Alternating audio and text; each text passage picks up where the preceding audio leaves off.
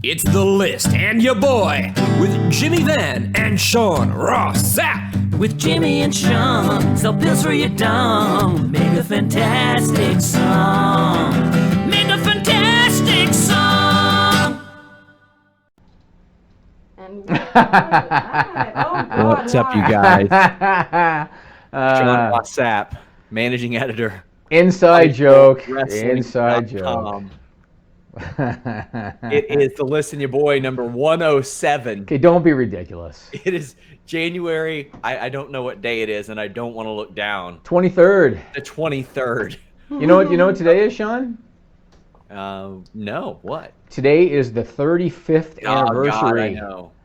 35th anniversary of Hulk Hogan defeating the Iron Sheik for the WWF title. Who needs a mute button? All you need to do is talk about that, and I'll not say shit. You know what? I know how you feel about him today, but the fact of the matter is, if not for that match and if not for Hulkamania, maybe we would not be sitting here talking pro wrestling today. Yeah, we'd be talking Dino Bravo Mania or something.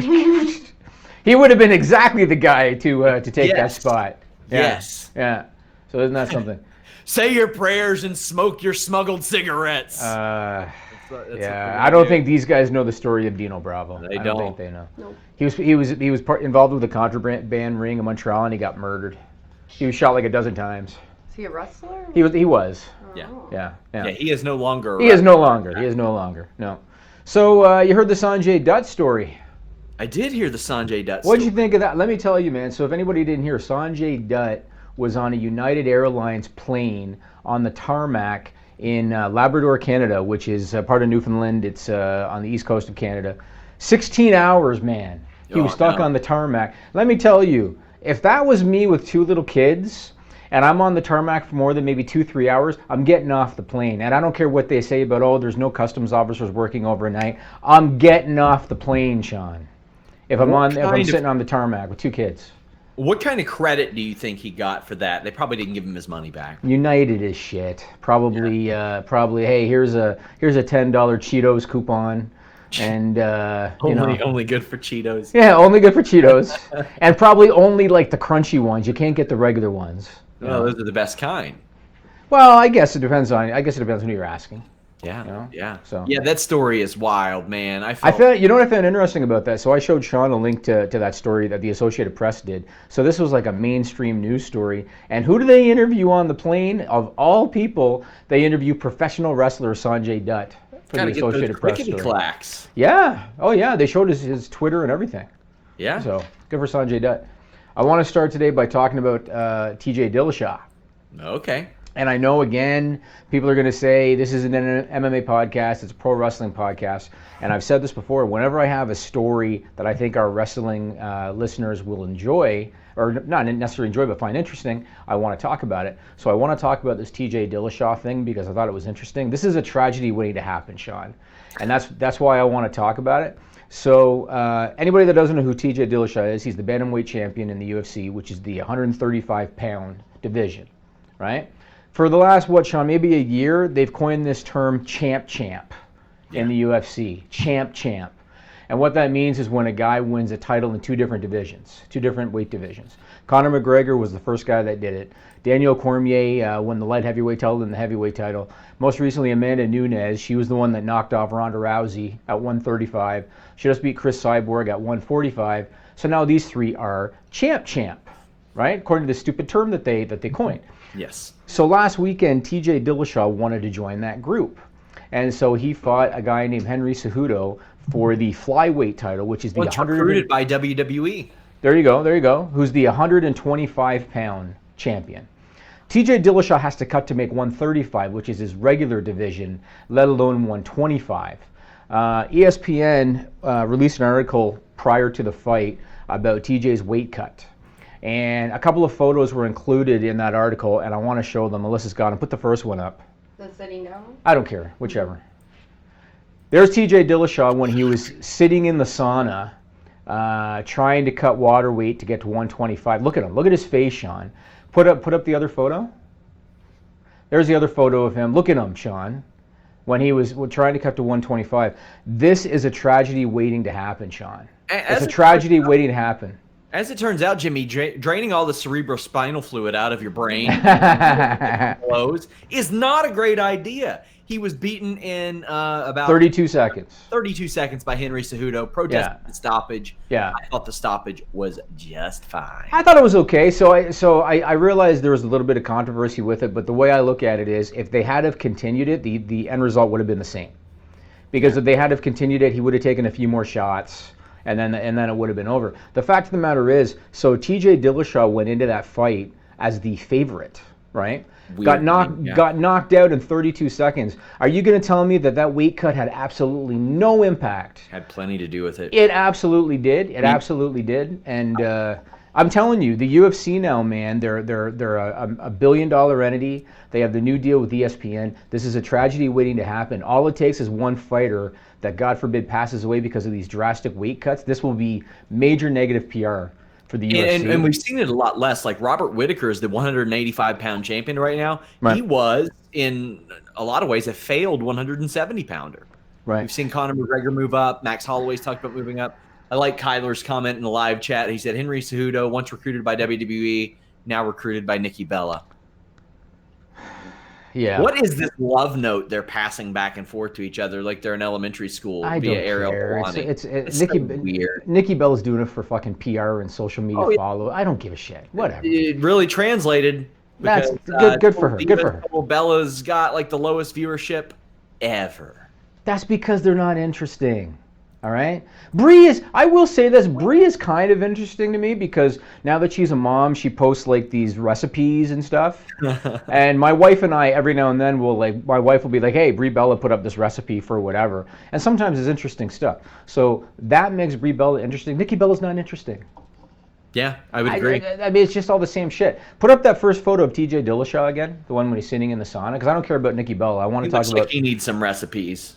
Yeah, yeah. I mean, just look at his eyes, Sean, in that photo. Tell me that that's healthy, man. It's not. Look at the eyes on T.J. Dillashaw. And he did an interview, and of course he's going to say what he said. He did an interview, and he said, oh, this weight cut was easier than my usual cuts to 135.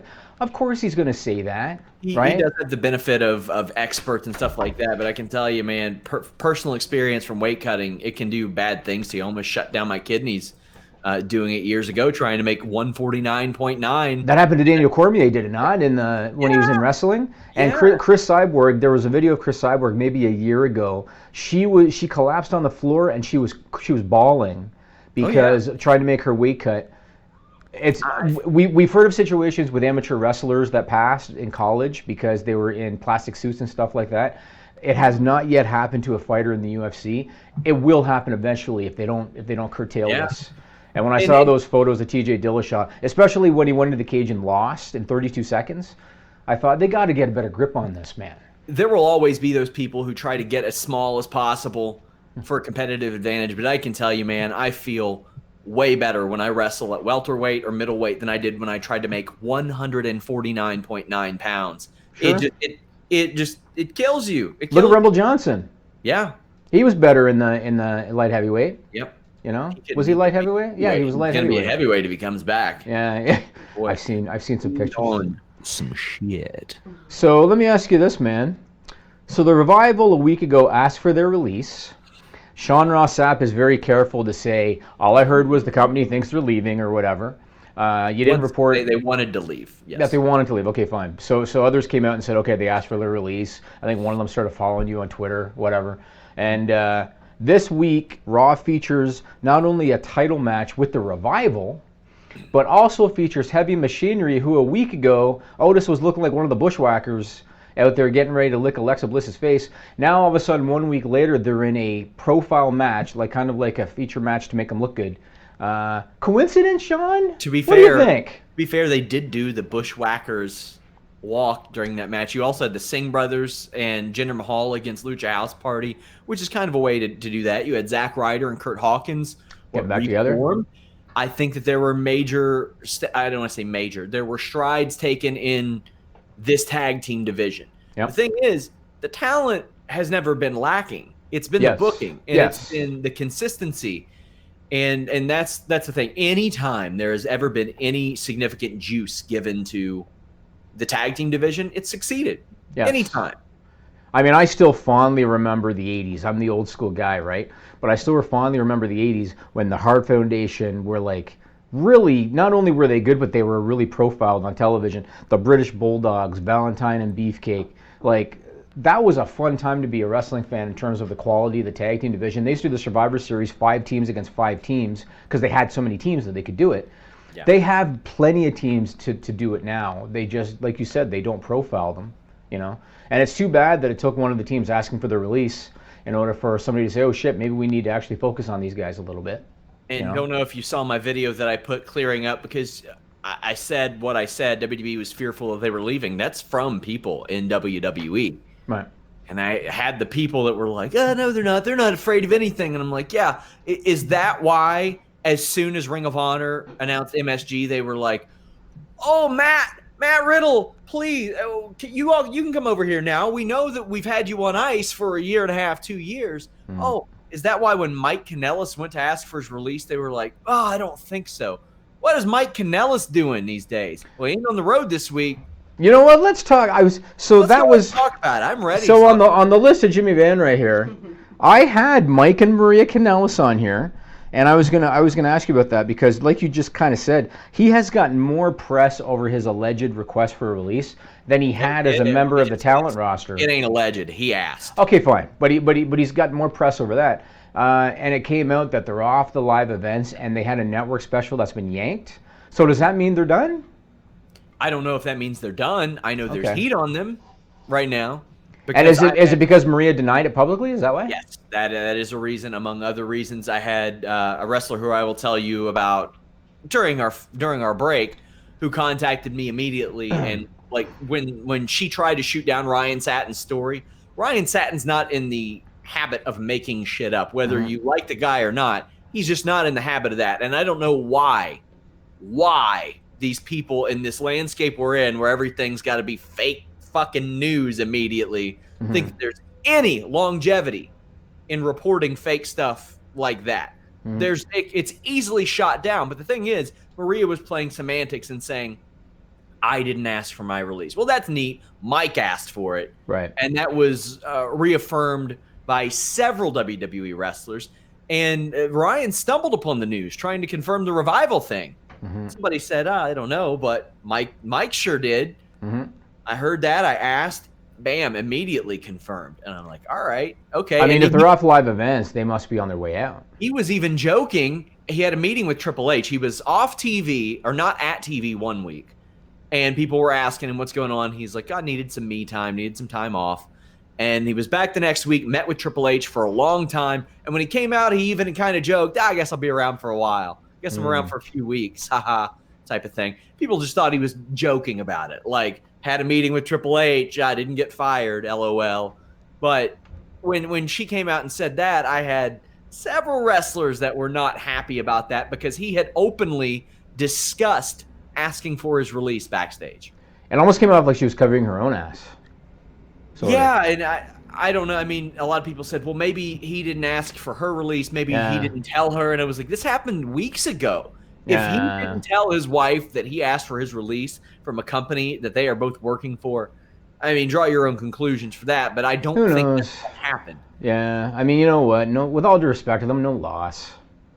Let them go work in AEW if they want. No big loss. Well, I think Ring of Honor is more of a thing. But that was my point. Was people say, "Oh, WWE's not fearful of losing anybody." It is amazing to me that anybody can look at the patterns of Vince McMahon for any extended period of time and act like he does not care about the competition, whatever the competition may be. Man, you're making me go off my my list order here, Sean, because I had that covered in here too. Signed Chris Jericho. Vince McMahon would be trying to sign Fortnite personalities. So let me ask you this then, along the same topic.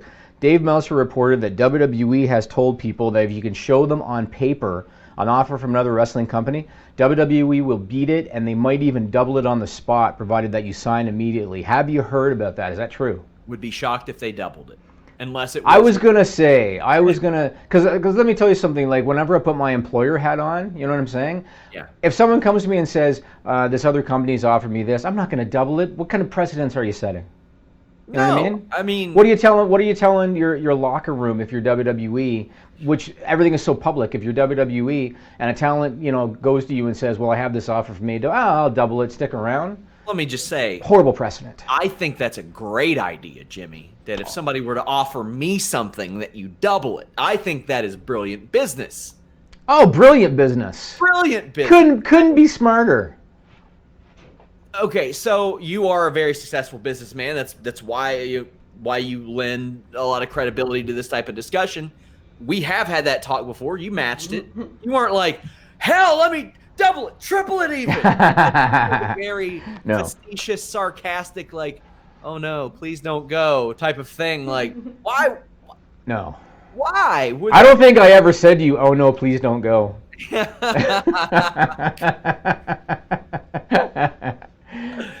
I don't know. It's when I hear double, I'm thinking, well, maybe if it's an entry-level NXT guy. Yes. And it's the difference between, like, I don't know, them making $500 a week, $500 a week, and $1,000 a week. Exactly. Yeah. Maybe that, because I've heard nothing of double offers.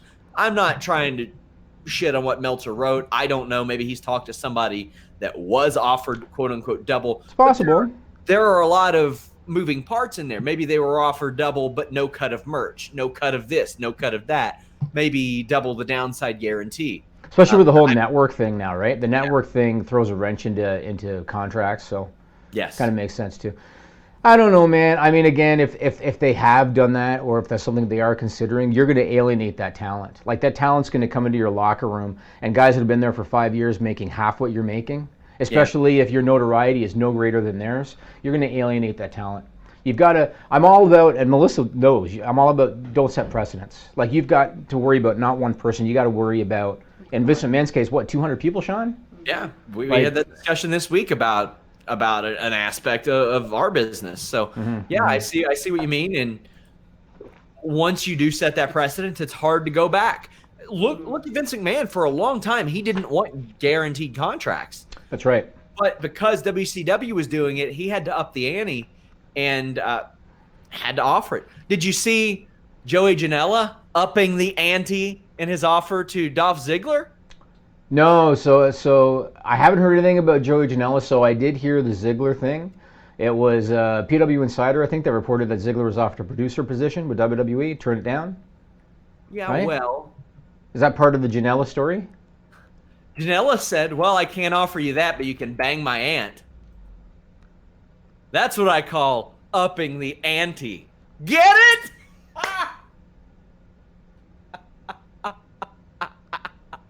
You are fucking Vince McMahon right now. Because this is the kind of stuff that he would find hilarious. Good shit, pal. Yeah, exactly. Exactly. Woo. Have you heard anything about the Ziggler story? Not really. No? Anytime, to be honest with you, anytime I hear Dolph Ziggler's contract is, I'm like, that train's never late. But the producer story, haven't heard about that? I'm sure he is. They're bringing in a lot of new producers. Some of the referees are being given like timing jobs and production jobs and stuff like that. They've got so many damn shows. Yeah, there have been a few people that have been offered. Ziggler's another guy. I realize Triple H is more involved now in the day-to-day. If I'm Triple H or if I'm Vince McMahon, I'd let him go if he wants to go. I mean, they don't have any plans for him. He's probably makes a decent living. He's 39 years old this year. Yeah. If you want to go work somewhere else, go. Yeah, that's he's how I would been in look at it. WWE for 13, 14 years now. Mm-hmm.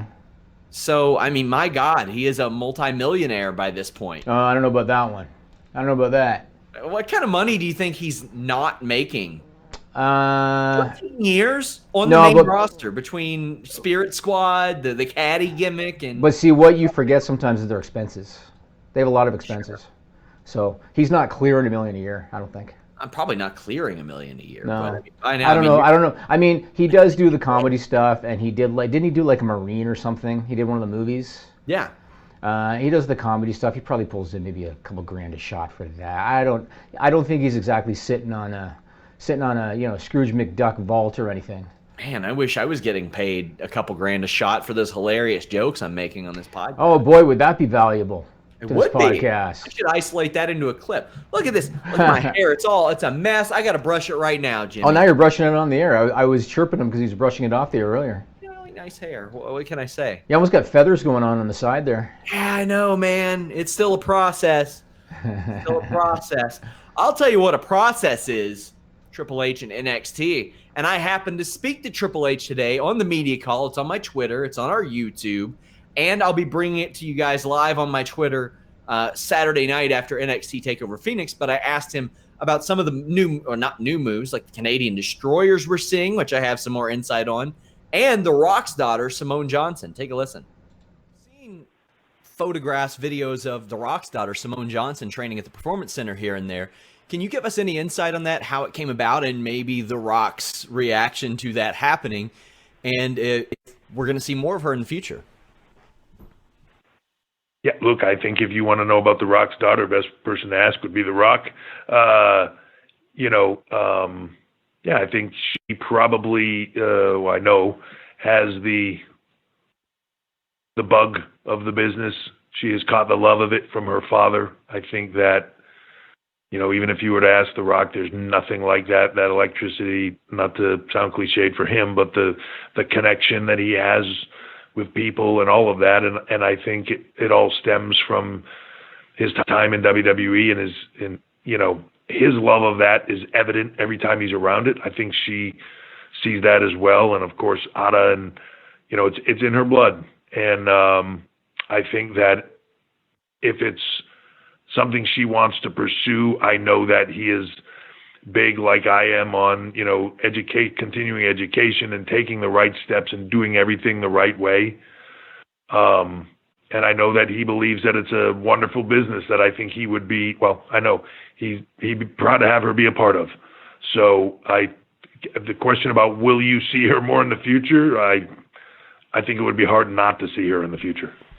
We've also seen some things, quite frankly, some Canadian Destroyers on NXT and WWE programming that maybe you wouldn't have seen a few years ago.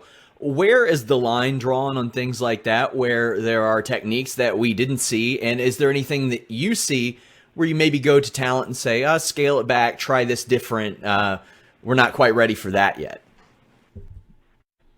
I think it all just comes down to safety, talent safety. And, as talent are doing things, or talent that we know can do things safely. And, look, I look online sometimes and see a plethora of kids that have no training or knowing what they're doing, and in a wrestling ring in some little town somewhere doing a flip and landing on their head or whatever. And the danger level, it's high. And we're looking out for the long-term health of the talent. So it all comes down to things that can be performed and performed safely. And if we feel like there's a risk of it not being performed safely, then we're not going to allow it to happen. We're not going to allow it to be done for their own well-being, because, they're thoroughbred horses. They'll run themselves into the ground, and we have to protect them from that. And what we do is dangerous, and it's a very physical business. Injury rate, it's just a given. You're not going to do this for a living and not get injured at some point in time. You assume that risk coming in, but you need to be able to manage it, and we need to be able the ones to manage it for you and with you. So it just comes down to the talent and knowing the things that they can do safely, and having that belief in them that they can do it safely. Not taking away the risk totally, but knowing that the chances are it'll be done safely and properly. So when I asked about Canadian Destroyers to Triple H, this is because I had seen Matt Riddle and Punishment Martinez do one on an NXT Live event. We've seen 3 of them from Rey Mysterio. Mm-hmm. I had somebody, when they heard that on the call, message me and say, oh, no, that's not allowed in NXT. And the coaches made sure to tell Matt and Punishment Martinez after they did it. Really? Which... the fact that happened, I mean, they did a Canadian Destroyer at an NXT Live event, and Triple H was still there talking all this sugar about Matt Riddle. He was over the moon about him on this call. That says a lot. He really spoke to Matt's charisma and said a lot of nice things. And you know what's funny about that? Sorry to cut you off. What's funny about that is that when you look at their personalities, I bet you Hunter and Matt Riddle hardly ever talk aside from hello. Well, and when Matt It's so repeats different. everything that Triple H says, there's that too. Yeah, well, yeah, exactly. But you just, because Hunter is like, he doesn't drink, he doesn't do drugs, he doesn't smoke, nothing, right? Yeah. And Riddle is the big pothead guy. Those guys really don't have anything in common aside from pro wrestling. Did you see the the NXT Performance Center YouTube where they like met each other and Matt Yes. is wearing flip flops with Yes. his suit, Yes. and Triple H is like, He's like, hey man, how are you? Thanks for being here. That was about it. that is him really that is Matt Riddle. It A is lot of Matt people Riddle. will tell me, oh, the gimmick. I'm like, that ain't a gimmick. That's really him, but I will say this because I had to negotiate our little podcast that we did with him. Yeah. He was all business, man. Yes. Like when he called me to talk about that stuff. So. Oh, A wow. lot of people. Oh yeah, he wanted a contract and everything. A lot of the people seem to think like the accent indicates that he's not all there or something. No, he's a very smart guy. Oh yeah, oh for sure. He is. Very, very smart. So, Yeah. I wanted to give a shout out to a guy in the chat named Judgment for putting over the DuckTales theme. Because when I was a kid, DuckTales, that was one of the greatest cartoon themes, man. It was. I still remember it. So that was awesome. I want to mention one other thing about that Triple H call. He was asked about AEW, and he kind of downplayed it, which of course he's going to do anyway. Yeah. And what he said was, quote, when you're a content provider, you compete against everything, including sleep. And I wanted to bring this up again because I brought this up before. For him to say when you're a content provider, right? What does that say to the guys working 200 plus days a year doing live events, 3-4 a week per brand? What does that say to those guys when you say we're a content provider? well, he also said they're putting on 530 live events this year, which is insane. Isn't that kind of contradictory? We'll circle back to what I said earlier. WWE is in competition with Fortnite even. They want those kids that are playing that game Right. to watch their show. Netflix has said that. Their Right. main competition isn't Amazon or Hulu or anything like that. Yep. It's what people are putting their eyeballs on any given day. And Yep. right now it's stuff like that. This is why people are cutting the cord. Like the younger generation does not subscribe to cable. So if WWE can find a way to penetrate that market, whether it be AEW, whether it be Netflix, whether it be Fortnite, they're going to do that. Mm-hmm. And that's why they try to snatch up that kind of talent. That's why we see crossover stuff. That's why we see celebrities on their show. You know, I'm not an award show guy. I hate award shows. I'm not going to rant about it, but I hate award shows. But I did find it very interesting when I read that the Oscars, there was a nomination for like Best Picture, and it was a Netflix movie. Yeah. I think that was the first time ever. And I heard that and I thought, man, You everything is shifting. got to know what I watch mean? one Oscar-nominated movie. I don't even know what's nominated. I just heard that Netflix got a Movies are nomination. Which movie trash from these Netflix? days. Movies are just straight up trash these days. I saw Glass. Have you seen Glass? I haven't seen it because I haven't seen Unbreakable yet. Oh, you haven't seen it? Really? I was familiar It's with 19 years old. Well, I was familiar with Unbreakable, so when it happened at the end of that Split movie, I was familiar with the characters, Okay. but Okay. I didn't watch the movie. But All I'm going to say is M. Night wants to be Stan Lee. That's all I'm going to say. oh boy, Yeah, that's all I'm going to say. So I was disappointed that he decided that he suddenly wants to be Stan Lee. yeah. So anyway, going back to the Triple H thing, let me ask you this about the whole content provider thing. Do you think, because we know now that WWE live events are practically break even, right? Yeah. They've reported it in their financials. Do you think that they look at live events as marketing for the TV? Do you think that's the reason why they continue to do 4 shows a week per brand? It's marketing for the TV. Yeah, I think so, to kind of keep those people interested in any particular market in what they're going to do. How ironic is it, Sean, that 30 years ago, TV was marketing for the live events? Yeah. Isn't that interesting? And now the Yeah. live events, in theory, because we know they're break even, they're not making money on live events, they're essentially marketing for TV. We hear people on these podcasts, these retrospect podcasts, saying, oh, we didn't have a definitive finish for WrestleMania because we had live event business to build to. And I'm thinking, whoa, wow, how times have changed. It's true. It's very different. Okay, I'm going to rant for a minute. Okay.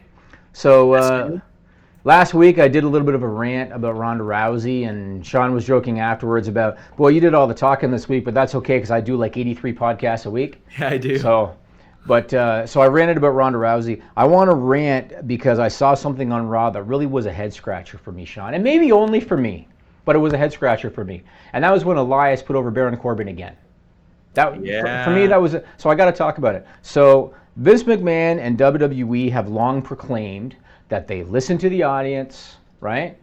They've long proclaimed that, and they give the audience what they want, even though it's long been known historically that Vince McMahon gives the audience what he wants and doesn't really listen to the audience. Not unless he's shoehorned in, like the Becky Lynch thing. He pivoted on Becky Lynch because he was forced to, because the crowd essentially hijacked the show and made him do it, right? But otherwise, he kind of does what he wants. If you look at last year, 3 of the most popular, hottest performers in WWE last year, and there were several of them, but 3 of the biggest ones, Braun Strowman, Elias, and Shinsuke Nakamura. Would you agree? Yeah. And now here we are, January of 2019. All 3 of those guys, their stock has fallen, all 3 of them. Their momentum has been stifled. Their legs have been cut out from underneath them. And it's not for anything that they have done. It's because they're being booked like shit. Yes. And when I saw Elias lose to Baron Corbin, I thought to myself, you know that in Vince McMahon's mind, Sean, Vince McMahon's mind, he sees Baron Corbin walk out and he hears the crowd boo. And in Vince McMahon's mind, oh, he's hot. He's hot. He's the heel. That's what he's thinking, right? Yeah. Is anybody paying money to see Baron Corbin, Sean? No. Nobody is paying money to see Baron Corbin. Nobody's buying a ticket to see Baron Corbin. Nobody's subscribing to WWE Network to see Baron Corbin. Nobody gives a fuck about Baron Corbin. The reason he gets a heel reaction is because he was associated with Stephanie McMahon and he was associated with the Authority, and so the crowd is kind of pre-programmed to boo him. No one is going to pay money to see Baron Corbin. But then there's Elias, right? Who, despite shitty creative, was arguably the hottest thing on Raw for months. And all they had to do was have JoJo out there saying, ladies and gentlemen, Elias, and the crowd went nuts. And even when he shit on them, they still rooted for him because they knew that he was cool and that they liked him, right? There is money in Elias. I think that it is arguable that people spend money on a ticket to go to the arena to see Elias, right? No one's spending money on a ticket to go see Baron Corbin. I'm with you. Me and Alex have suggested on Raw his best use is probably in a tag team. For Baron Corbin. Somebody's anvil. Yeah. Yeah. Him being somebody's anvil. He has some cool moves. He does. And I will say this, because you know when they called him up and you and I remember I used to really crap on Baron a lot. Yeah. When they called him up and I said, I don't see money in him. That's what I always said. I don't see money in him. And so I will admit that he has kind of overachieved my expectations, or he's exceeded my expectations. But I could not help. Wasn't that the second week in a row that Baron Corbin beat Elias? Yeah. Or the second week in the last few weeks? We had somebody in the chat say that Elias is missing a bit from JoJo. I've had everybody asking me what's going on with JoJo. Yes, that was going to be my next point. Okay, what happened with that? It's a very quiet matter. I'm not going to discuss it on air, but she's okay. So She's okay. Is she still under contract? I'm not given any information on that. So if JoJo's not available, why don't they just have another female voice? It doesn't have to be the ring announcer. Why don't they just have another female voice say, "Ladies and gentlemen, Elias"? Because I agree, even though it's such a subtle thing, it adds to his coolness that it's a woman that's introducing him. Yep, I agree. Right? And these are the subtle things that the company just kind of misses. When the male ring announcer says it, even though he tries to say it in a nice little soft little voice, you're watching it like a fart in church, kind of. You know what I mean? Yeah. So, anyway, I saw Elias lose to Baron Corbin again, and I thought they've almost killed Braun Strowman. Maybe they can resuscitate him. Maybe he'll have a good showing at the Rumble. They've almost killed Braun Strowman. Shinsuke Nakamura. I'm glad Rusev is over because the Rusev Day thing is great. Shinsuke Nakamura coming in of NXT was a main eventer. He was a main eventer coming in of NXT, and now he's a mid-card guy that they showcase on TV like once a month. That's the habit that they have with a lot of these people. What'd you do, Melissa? Good God. Melissa's taking Skype calls live on the air, Sean. Here's what you should do. Don't sell it. I have to sell it, Sean. You do that all the time. I have to. What's going on? Holy. Okay. That doesn't quite happen to that level. That doesn't happen to that level. I have to sell it to get it resolved, Sean. That's why I have to sell it. Do a point, a wave, a sign, get an etch sketch and draw it up or something. No. I just say, what the fuck? And then Melissa's like, oh, sorry, I'll tell whoever just Skype called me. I have my hand up to be like, don't worry. Tell your boyfriend we're off the air at 4 o'clock, all right? Like, no Skype calls until we're off the air. seen the comments on our YouTube when her boyfriend was on the air. What was that? Our YouTube viewers are going to want her boyfriend on the air. He got straight up sexually harassed. Oh, yeah. They called him thick. They What? said he was thick. Somebody said, Melissa's hot, but damn, her boyfriend is thick. With two C's, like the kids do it. Let's just- Damn. How about we just move on? Let's just move on. One other thing I want to talk about Vince McMahon. And I don't want to rant about Vince McMahon all show. The guy's like 75 years old. He's out of touch. Doesn't have his finger on the pulse. He's living in the past. We know all of that already, okay? One other thing I want to talk about Vince McMahon, I've talked about it before. So in the 90s, Sean, when the internet was just becoming a thing, right? WWE was able to essentially pull the wool over their fans' eyes and give them whatever narrative they wanted because it was a small pocket of smart fans that knew the truth, right? They could get away with it. In 2019, I'd say the vast majority of their fan base is on the internet, and the vast majority of their fan base knows the truth. And so the company, in my opinion, and Vince McMahon, assuming that he's the guy pulling the strings, they look stupid when they try to give us this bullshit because we know the truth in 2019 with the internet, right? About a month ago, John Cena was doing press for Bumblebee, right? So he was doing a bunch of media junkets. I think Chris Van Vliet talked to him, and Graham Norton when what's his name wanted to fuck Cena, McConaughey, and all these things that he did, right? Cena himself, Sean, in these interviews said, I've got a month off between the end of December and about the third week of January, and I could have taken that time to go home and relax, and I decided, no, I'm going to go back and make some dates for WWE, and then third week of January, I got to go film a movie in Vancouver. Cena was very open about this in all of these interviews.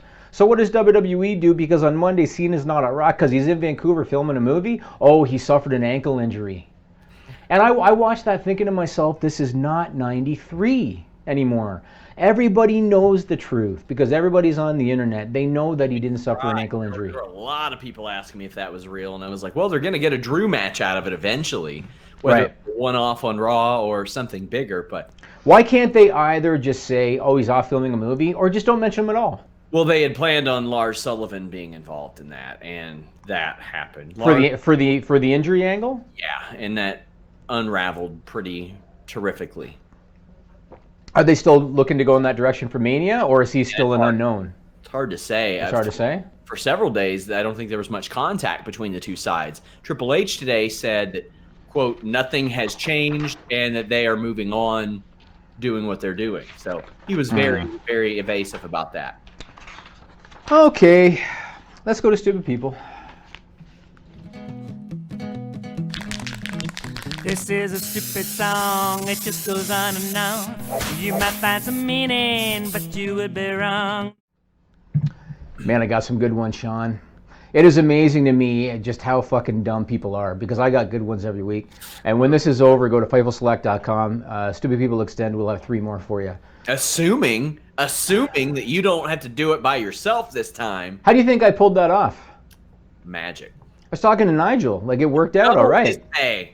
What's that? You doubled his pay. Yeah, I doubled his pay. You can just give him your pay, Sean. There you go. U.S. dollars too, Melissa. U.S. dollars. Wow. Okay, this first one was reported by the Daily Mail on January 15th. You're going to like this one, Sean, if you didn't hear about it already. There's a man in Russia. His name is Shakur. Okay? And he was allegedly stabbed 13 times by his girlfriend. Sean loves that. Yeah, it's a good start. He was allegedly stabbed 13 times by his girlfriend. And she now faces up to 6 years in prison for attempted murder. Okay? The woman has admitted to the attack, but she says that she didn't try to kill him. She said that she was drunk at the time. And it just happened, right? So, during the court proceeding, where the woman faced the judge to be sentenced, Shakur stood up and he spoke. Any idea what Shakur said? My dick fell off. No? Doesn't that get old after a while, Melissa? No, never. No. What do you think he said? Shakur say? He asked her to marry him.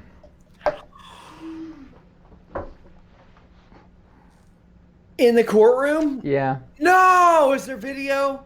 Yes, I believe there is. Yeah. Yeah. The judge was really taken aback by this, as you can imagine.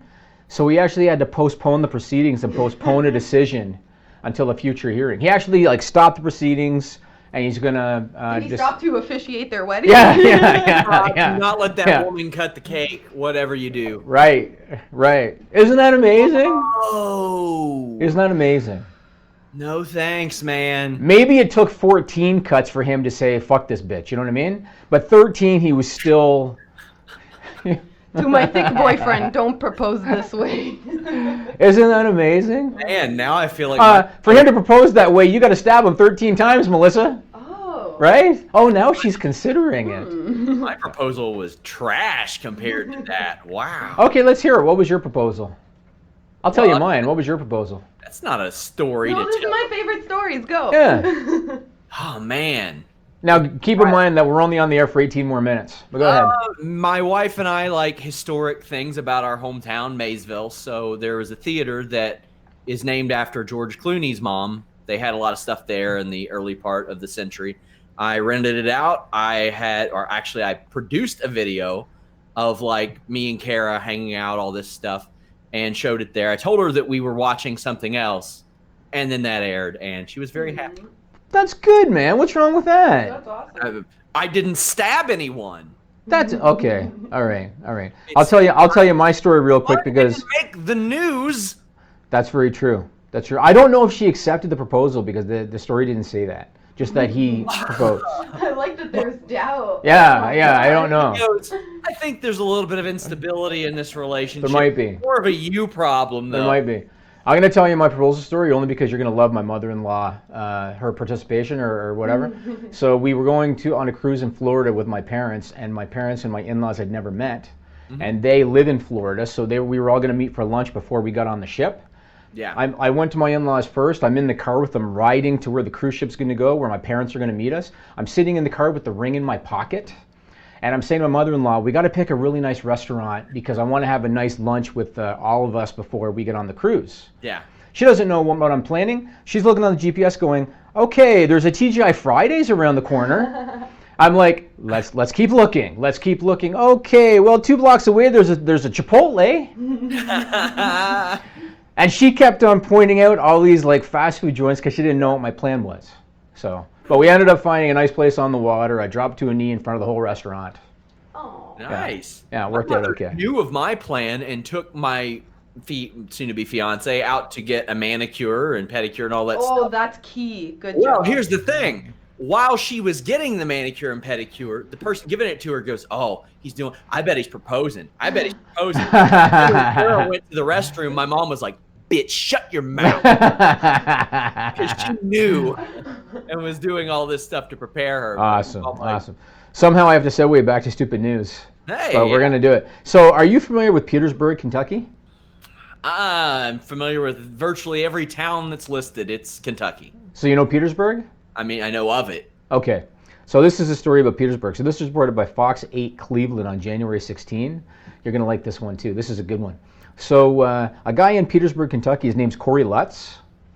His fiance's name is Lucy. I guess it's ironic that the next story includes a fiance. So his fiance's name is Lucy, and she currently lives in Mississippi. So Lucy was visiting Corey in Petersburg, Kentucky, and when she was visiting, there was a big snowstorm, right? Yeah. So they decided, I guess Mississippi, she doesn't get a lot of snow, whatever, so they decided to build a big-ass snowman and kind of enjoy the weather, right? So they built a big snowman and took pictures, put it on social media, put up the picture of the snowman. There's the snowman, Sean. Look at that. All right? So a couple of nights later, Corey came home to find that some jackass had tried to knock the snowman over. No, Corey came home to find that some jackass had tried to knock the snowman over by driving over it with his car. Somebody had taken their car and driven. Well, the problem was the driver didn't realize that there was a problem. And do you have any idea what the problem was? They probably put cinder blocks in it and stuff. They built it around a tree stump. Put up that picture, Melissa. Oh, great! And there you go. You see the tire tracks, and then boom, right into the tree stump. The snowman remains standing, Sean. Look at that. Did they catch who did it? No, they did not catch who did it. Well, you know what they say about the guy whose front end is destroyed. That's basically all they got to look for. Jimmy, you know what they say. Wrestling is an upper body business, so. There you go. All right, this last one. This is for the SRS file. Reported by WBRZ out of Baton Rouge, Louisiana on January 23rd. This is also, I think you're going to find this funny because Sean, even though, yeah, maybe not, he's an animal guy, but we'll see. So back in 2016, Sean, a man who was 18 at the time named Maxwell Taffin had an arrest warrant issued for cruelty to animals and for improper telephone communications. Okay? Yeah, so, phone sex with a goat. Well, I'm gonna tell you the story. Let me finish. So it was 2016. Guy was 18 at the time. An arrest warrant was issued. Cruelty to animals, improper telephone communications. He was asked to appear for a criminal summons, and he failed to do so. And 2 years later, he got arrested. So that original summons from 2 years ago, obviously this was not a high-profile case for the cops. Yeah. So it took 2 years, but they finally arrested him for cruelty to animals and improper telephone communications. You already kind of guessed. What do you think he did in 2016 that ended up with those charges? Oh, he totally banged an animal. So what happened was back in 2016, he was visiting a woman's dorm at LSU, Louisiana State University. Okay. Right? Him and some other friends. When he left the dorm, he passed the girl and he remarked to her, "Check your fish tank." Okay? Girl goes to her fish tank and her pet fish is gone. Okay? That night, he texted her a picture of his shit in a toilet, along with the caption, "Found your fish." What kind of... Okay, that is really psychopathic. That's what he did. I cannot believe this wasn't made more of a priority just based on that interaction. Yeah, that's what he did. So it took 2 years, but he got arrested. Cruelty to animals. And I love how sending a picture of shit in a toilet was called improper telephone communications. Yeah. Had some improper telephone communications in the past then. Sometimes you just gotta... You're just proud of your own creation, you know? So moving on, the Royal Rumble is on Sunday. It is. Historically, one of my favorite shows of the year. Matter of fact, I think for me, it's almost on par with WrestleMania. I always enjoy the Rumble, and I always look forward to the Rumble. Let's go over the card real quick. So, Brock, Finn. Does Finn have any chance, Sean? I do think he has a chance. Do I think he'll win? No, but I do think he has a chance. Okay. Daniel Bryan, AJ Styles. Is AJ still without a contract? I don't know. I've been trying to find out. They're being very tight-lipped about that. Okay. AJ did an appearance this week. Wasn't asked about it, but... Okay. So Bryan is probably winning. Probably, yeah, I would say so. So, you know, we've talked about this before. Sometimes predictability is not a bad thing. WWE, sometimes they're hell-bent on surprising the internet. And when they see people predicting what they had planned, sometimes they like to pivot because they want to surprise everybody. Predictability is not always a bad thing. And the reason I'm bringing this up is Becky Lynch, Asuka for the SmackDown Women's title. Becky has to not win the title. Yeah, she has to not win the title. Not only that, she has to get screwed out of it somehow. Yes, she has to get screwed out of it somehow. It would be ideal if Ronda does something because there's still that history there. Yeah. Maybe Becky runs into Ronda backstage and Ronda hits her. Something. They've got to do something. She's got to be screwed out of the title. And then the Raw Women's title, Ronda Rousey, Sasha Banks. No chance Ronda's losing to Sasha Banks. No. It's going to be a good match, though. Can't wait. It will be a good match. And I know Ronda's stoked about it and everything, but no chance she's losing that match. Then Rusev, Shinsuke Nakamura. Who cares? Yeah, they haven't promoted it well at all. I can't believe this match exists. Yeah, it's unfortunate. I forgot about it until I looked at our event page on Fightful.com. I didn't even know. Yep, and SmackDown Tag Titles, The Bar, Miz, Shane McMahon. I'm assuming that this is setting up Miz and Shane at Mania. I figure. I don't know what it's setting up. I'm interested. I figured that's what it was. Watch it. Now let's talk about the men's Royal Rumble match. And again, going back to predictability isn't always a bad thing. I assume Rollins is winning to set up Rollins and Brock.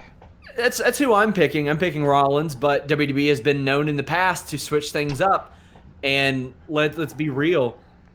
The Royal Rumble has this sense of optimism where if they need to change a course, that's all you got to do. Have somebody win the Rumble. But WWE has been known to just not go that route and switch it up a little bit. Everybody thought that a lot of people thought that John Cena was going to win the Royal Rumble in 2005, and you had two really good options in him and Batista. I think you have a few good options, but when you look at the history of Royal Rumble since the brand split, it is Raw's turn because SmackDown won both last year. They won the year before that, probably winning the Women's Rumble, so I'm with you. I think Rollins. Who's hot enough on the SmackDown brand to win and challenge Daniel Bryan and make it an interesting marquee match? Like, who's hot enough on SmackDown to take that spot? I don't know. That's the I don't problem. know who is. And, well, if you look at things, I would not be opposed to a Rey Mysterio-Daniel Bryan match at WrestleMania, especially because it's not going to main event. But if you open the show with that or you have it low on the card, that would be interesting. That could be all right. Is Rey going to win the Rumble? Doubt it. Yeah. I mean, that would be, like you said, it wouldn't really be a marquee match. It'd be a good match. Yeah. Well, I mean, for people who watched WCW back in the day, if you're having people over to watch WrestleMania and you say Rey Mysterio is in a title match at WrestleMania, that might grab a few eyeballs. Okay, and then the women's match. And again, WWE, do not be afraid to be predictable. Don't be afraid to be predictable. Becky Lynch has to win the Women's Rumble. If she doesn't, it's Charlotte. Maybe a two. If she doesn't, it's Charlotte, but I don't want it to be a triple threat. It's got to be Becky Ronda. It's got to be. I think the match would be good with Charlotte too. I think. Oh, it would. No, don't get me wrong, it would. But if they're going to main event, they need that one-on-one matchup. I think it should be too. Yeah. I think they shouldn't rely on this person, that person, this person, that person. Yeah. I think that Becky needs to win the match. Yep. And go on to headline. You don't have to include everybody. You've got a battle royal. You've got other programs. And quite honestly, do you remember the year that Ray was 30 and everybody wanted to be Bryan? Yeah. And then poor Ray got shit on, not because they didn't like Ray, but because they wanted Bryan. Yeah. If they put Becky in the match and she gets eliminated, the crowd's going to shit on whoever wins. Oh, yeah. So stay the course. And what's wrong with running Charlotte and Asuka back from last year's WrestleMania? It's a good matchup too, yeah. And you got a story behind it too. Yeah. I'd be completely fine with that. I hear that people were upset because WWE released the names of some of the women's participants, and that pissed people off. They were upset because WWE announced that they were going to announce some of the names. Mm-hmm. Like Friday, I think it was, they said, every 30 minutes tomorrow, we're going to announce a new Royal Rumble entrance. And people were pissed. Why? Like, they didn't say they were going to announce all of them. I think that's what they thought? Expected, and there was a surprise aspect to it. Now, hey, one of my favorite things to do on Twitter is overreact to everything that happens on NBA draft night. I love it. A couple of years ago, I eviscerated my Chicago Bulls for trading Jimmy Butler. That was a great idea. Yeah, there's nothing wrong with overreacting a little bit and then looking like a total dumbass afterwards. I'm glad that you accept your position. I do. Okay. Aiden English. So even though I think that the Rusev thing was a missed opportunity, They should have kept them together. People loved it when he sung the bar there and then Rusev came out. It was a good act. They shouldn't have split them up. But commentary now with 205 Live. Have you heard anything about this? Is he done in the ring? Is this a new full-time gig for him? I don't think he's done in the ring. He's still going to work live events right now. They just don't have anything for him, and he wanted to do this, and he's doing it. And how was he? I haven't seen it. How was he? He was okay. I haven't listened to it myself. I catch up on that Wednesday nights, actually. Okay. I want to give kudos to Major League Wrestling, MLW. They got a sponsor in GoDaddy, which is pretty good for them. Yeah. I think that Court Bauer is the underdog in this whole Talent Wars thing. But he's making a go of it. You know, good for him. He's making a GoDaddy of it. Fuck, it's almost like I just volleyed, Oh my God, I am so funny. What have you heard about the Tonga Loa XFL thing? Nothing. He ain't going to be in the XFL. I know he's not going to be in the XFL, but is it true that they pitched him? I don't know. I haven't asked about that. That is so far out of left field. So I got to tell you. I'll ask, but I got to tell you, the conspiracy theorist in me, I guess, when it comes to business, when I saw Tonga Loa's tweet where he had the picture of the XFL envelope or whatever that was, I thought to myself, do you think that the XFL, or WWE, I should say, is going to use the XFL to establish relations to guys under wrestling contract? Do you think they would do it? Because let me tell you, Sean, you and I in the past have talked about the corporate world and all that kind of stuff. This is the kind of dirty shit that happens every day. Do you think WWE is going to use the XFL almost like how they use the World Bodybuilding Federation to keep Lex Luger busy for a year before they brought him into wrestling because of his WCW contract? No, I don't think they will. And Tonga Loa is 37 by the time they start, and he hasn't played football in over a decade. So why would they even make the offer unless he's just full of shit? I think he's full of shit. But that's He's just full me of shit? guessing. That's just me guessing. I don't know. Maybe they did. Okay. Speaking of the XFL, because we got to talk about it because it's going to be Vincent Mann's time suck, and it might impact the quality of wrestling of WWE even more. Sports Business Journal reports that the XFL is negotiating with ESPN and Fox for broadcast rights, and that they could announce a deal as early as next week. Fox makes sense given the WWE connection. Have you heard anything about that? Because for me, the big question is going to be not where they land. For me, the question is going to be how much. So have you heard anything about it? No, I haven't. But WWE and what they produce and the people that they have producing things, it's going to be hot content for a while. That's just well, the XFL is going to be strictly a television rights business. Oh, for sure. They're not going to make anything on tickets. They're not going to make anything on merch. It's going to be a TV rights business. My God, the tickets, that's going to be bad. Imagine any full arenas. They're going to have to do their best to try to fill the camera side to make it look decent when the guys are they're going to have to darken it up, do something, because you're right, it's going to look like shit. They're going to have to darken the crowd and lighten the field. Oh, that's going to be weird. Yeah. But it might be different. Different's not wrong. Shift the paradigm a little bit, but I just don't know why people would want to see second-rate football. Third rate, yeah. Yeah, they're not. Maybe worse. They're not going to want to watch it. It's not like pro wrestling where you can legitimately have some of the best wrestlers in the world in different companies, performers. Yes. Now, NCAA basketball, that's a thing. You're going to see these people somewhere, but the XFL are professional people who are trying to stay professionals. It's just... Yeah. It's true. They're working at Denny's, and now they're going to try being a football player. There's nothing wrong with working at Denny's. No, there's nothing wrong. Melissa's smirking. There's nothing wrong with working at Denny's, but I'm just saying. Wish I had a Denny's here. These guys that they're recruiting are not full-time football players right now. They're not. None of them are, I don't think. Are they? No, not right now. Well, maybe some in the CFL. I don't know how much they get paid there. I think the star athlete of a team makes good money, and I think everybody else is like $40,000 a year Canadian. Maybe it's in US dollars. $40,000 a year, I think. Yeah, average. People asking if Gronk would go to the XFL. Yeah, right. Never gonna happen. No way. No. They can't pay him that much. Yeah. He's no freaking way. No. Hey guys, by the way, tonight Mr. Warren Hayes will be bringing you a free preview of the Fightful Select service, NXT 205 Live, NXT UK review. I got a question for you. Check it out. What? Why do you always call him Mr. Warren Hayes? Is that part of his gimmick name, Mr. Warren Hayes? Yes, it is. And goddamn, do I wish that I had a gimmick name when I started, because... No, but the Mr. Mr. Warren Hayes. So is it kind of like Mr. Fuji, where you throw the Mr. as part of the... Why not? Okay, Mr. Warren Hayes. Yeah.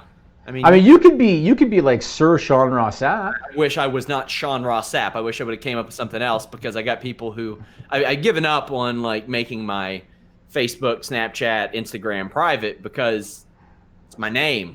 Yeah. It's what it is, and I just wish I would have. Okay, if you had picked an alias, any idea what that alias would have been? Moon Goose McQueen? It would have been a lot better than that, I guarantee you. Better than Moon Goose McQueen? I had people coming to my Instagram saying, "Oh, you don't post wrestling stuff," and I'm like, "No, I got Fightful for that. We got to fight." No, that's where you post pictures of microwave lasagna. They go on your Instagram account. My cats and stuff, and a guy from the Fire documentary talking about how he almost had to blow a customs agent to get Avion water through. I want to see that. I haven't had a chance yet. I want to see that. Have you seen American Meme yet? No, I haven't. I'm gonna. Okay, yeah, check that out. Check that out. That's all I got for you, man. It's 4 o'clock anyway, so. You all can follow up on Fightful Select. We have Stupid People Extended. Also, this week I have 2 shows coming myself. The Fightful Report, that's exclusives, injury updates, contract updates, and our Q&A show. So even if you're not subscribed, I'm giving you all the ability this week. Log into Patreon. Ask me a question. I'll be answering those this week. But tonight, Warren Hayes bringing you that NXT 205 Live NXT UK review. We have The Division, our women's wrestling podcast this weekend. I'm going to cut you off for a second.